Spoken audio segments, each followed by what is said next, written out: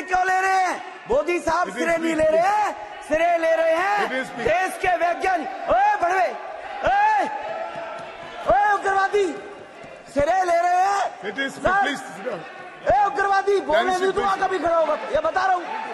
ए उग्रवादी cutaway sir, ये जो श्रेय अगर जाता है तो देश के प्रधानमंत्री को जाता है। दानिश अली जी प्लीज, ये आतंकवादी है, उग्रवादी है, ये मुल्ला आतंकवादी है। इसलिए सर अभी मैं बताना चाहता हूँ, अधीर रंजन जी अभी शोर मचा रहे थे, लिस्ट पढ़ रहे थे। उस लिस्ट में अधीर रंजन जी जब लिस्ट पढ़ रहे थे 1975 से लेकर अभी तक, इसकी बात करते रहना जी। बाहर देखो इस मुल्ले को, अभी रोज पढ़ रहे थे सर। इसरो मिलिए इनसे। ये है देश की सत्ताधारी पार्टी के साउथ दिल्ली से सांसद रमेश बिधूड़ी, जिन्होंने आज चंद्रयान 3 की चर्चा के दौरान सदन में बहुजन समाज पार्टी के अमरोहा से सांसद कुंवर दानिश अली को लेकर किस तरह की बदतमीज़ी, नीचता और अमर्यादित टिप्पणी के अल्फाज यूज़ किए।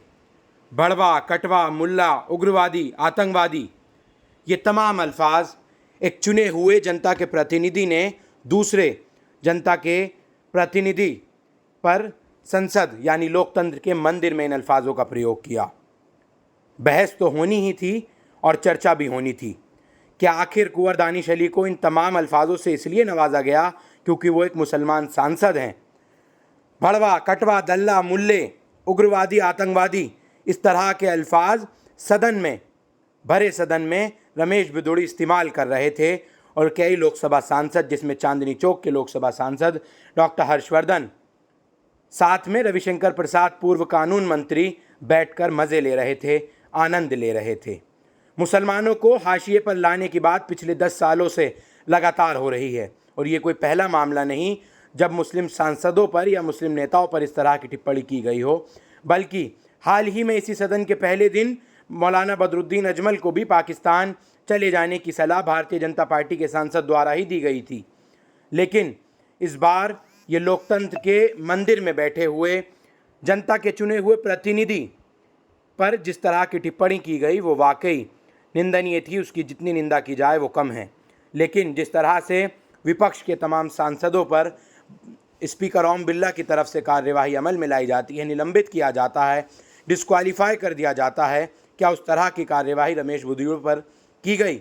इसका जवाब है नहीं, बल्कि उनको सिर्फ चेतावनी देकर छोड़ दिया गया। खुद कुंवर दानिश अली ने स्पीकर ओम बिरला को इस पूरे मामले में चिट्ठी लिखी और मांग की कि उन पर सख्त दंडात्मक कार्यवाही की जानी चाहिए। कुंवर दानिश अली मीडिया से बात करते हुए भावुक हो गए। उनका कहना है कि इस तरह की अमर्यादित टिप्पणी हमारे ऊपर की जा रही है, जनता के चुने हुए प्रतिनिधि पर की जा रही है और संसद भवन के अंदर की जा रही है। इस नए भवन की मर्यादा को तार तार कर दी इस पूरे बयान ने। सुनिए क्या कुछ कह रहे हैं कुंवर दानिश अली।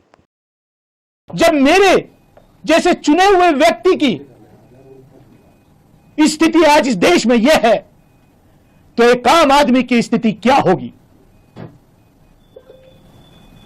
मुझे उम्मीद है कि मेरे साथ न्याय होगा। आदरणीय स्पीकर साहब कार्रवाई करेंगे, नहीं तो मैं भरे मन से इस सदन को भी छोड़ने पर विचार कर रहा हूं, क्योंकि यह एक सभ्य समाज में बर्दाश्त नहीं किया जा सकता। क्या है? क्या हम इसलिए चुन के आते हैं? क्या देश को आजादी इसलिए दिलाई गई थी? क्या हमारे पुरखों ने कुर्बानियां इसलिए दी थी इस देश की आजादी के लिए कि जब हमारे प्रतिनिधि चुन करके जाएंगे तो उनको यह सुनने को मिलेगा? दुनिया के अंदर आज देश की क्या तस्वीर आपने खींच के रख दी है? महिलाओं को आरक्षण, ये स्पेशल सेशन था। 75 साल अमृतकाल में हम गए हैं, पार्लियामेंट की नई बिल्डिंग में हम गए हैं। महिलाओं के आरक्षण के लिए यह संसद का सत्र विशेष रूप से बुलाया गया। वो आरक्षण कब मिलेगा? 2029 में लागू होगा, 2034 में होगा या 2047 में होगा? अभी उस पर सवालिया निशान है, मैं उसमें नहीं जाना चाहता। लेकिन मुझे तो ऐसा लग रहा है अब कि क्या ये स्पेशल सेशन इस देश के चुने हुए एक सांसद को उसकी कम्युनिटी से लिंक करके उस पर इस तरीके का अटैक करना, सोच भी नहीं सकता, मैं सोच भी नहीं सकता। इन्होंने केवल मुझे या मेरे फॉलोवर्स को ही नहीं, पूरे देश को शर्मसार किया है, पूरे देश की आत्मा को शर्मसार करने का काम किया है। अब बस देखना इतना है कि रमेश विदुड़ी जी के खिलाफ, honourable member of parliament Lok Sabha के खिलाफ, उनकी पार्टी कोई कार्रवाई करती है या नहीं, या देश ये इंतजार करे कि कब उनका प्रमोशन होकर के उनको केंद्रीय मंत्रिमंडल में शामिल किया जाएगा। क्योंकि शायद ये कंपटीशन हो गया है भाजपा के नेताओं में कि आप ऐसा कीजिए, आप ऐसे बयान दीजिए। पहले तो संसद के बाहर ही होते थे, अब संसद के अंदर भी मारने की धमकियां दी जा रही हैं। बाहर तो धमकियां बहुत बार नेताओं ने, इनके मंत्रियों ने, सबने दी हैं। लेकिन ये सोचना पड़ेगा कि हम इस देश को अमृत काल में किस तरफ ले जा रहे हैं। आप तो बड़े सॉफ्ट रिसेप्शन हैं, कैसे हो गया? सर्कमस्टेंसेस क्या बना था जब आप वहां थे मौजूद? सोशल मीडिया और मीडिया की आलोचनाओं के बाद राजनीतिक बाजार तो गर्म रहा ही। शाम होते ही राहुल गांधी कुंवर दानिश अली बहुजन समाज पार्टी के सांसद के घर पहुंच गए। वहीं सोशल मीडिया पर जमकर आलोचनाएं डॉक्टर हर्षवर्धन चांदनी चौक लोकसभा से सांसद की होने लगी। जिस वक्त सदन में ये बयान, बदतमीजी भरा बयान रमेश विदुड़ी दे रहे थे, उस वक्त डॉक्टर हर्षवर्धन और रविशंकर प्रसाद आनंद ले रहे थे इस पूरे बयान का। इस पूरे मामले में राहुल गांधी जब उनके घर पहुंचे कुंवर दानिश अली के, तो उन्होंने क्या कुछ मीडिया से कहा, सुनिए।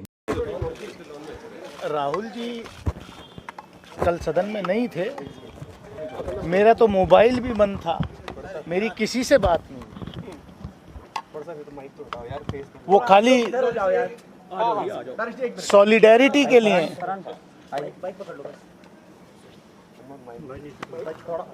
मेरा हौसला बुलंद करने के लिए वो यहाँ आए कि अपने आप को अकेला मत समझिए। इस देश के का हर वो व्यक्ति जो देश के लोकतंत्र में विश्वास रखता है, वो आपके साथ खड़ा है। और क्या कुछ कहा राहुल जी ने? आपसे मुलाकात हुई रमेश विदुड़ी के व्यवहार को लेकर, उनकी लैंग्वेज को लेकर? उन्होंने इतना ही कहा कि इसको दिल पे मत लीजिए, अपनी सेहत का ख्याल रखिए। दानी जी, आज लेकिन दिल पे लगने वाली बात तो है। दिल पर लगने वाली बात है। आज दिन भर काफी हलचल होती रही, आपने प्रेस कॉन्फ्रेंस की थी, उसके बावजूद भी काफी राजनीतिक प्रतिक्रिया आई और विपक्षी दलों ने काफी विरोध भी किया है, बयान का मांग की जा रही है अलग अलग तरह की। अब आप जब शाम हो गई है, किस तरह से इस पूरे प्रकरण को देख रहे हैं? आगे क्या एक्शन होना चाहिए, आप क्या चाहते हैं? मुझे इस बात का थोड़ा रिलीफ मिला है कि मैं अकेला नहीं खड़ा, कि पूरा विपक्ष की सॉलिडेरिटी मेरे साथ है और मैं अकेला नहीं हूँ। वो जो हमला है वो मेरे ऊपर अकेले के ऊपर नहीं है, वो खाली दानिश अली के ऊपर वो हमला नहीं, वो हमला इस लोकतंत्र पे है, वो हमला संविधान पे है, वो हमला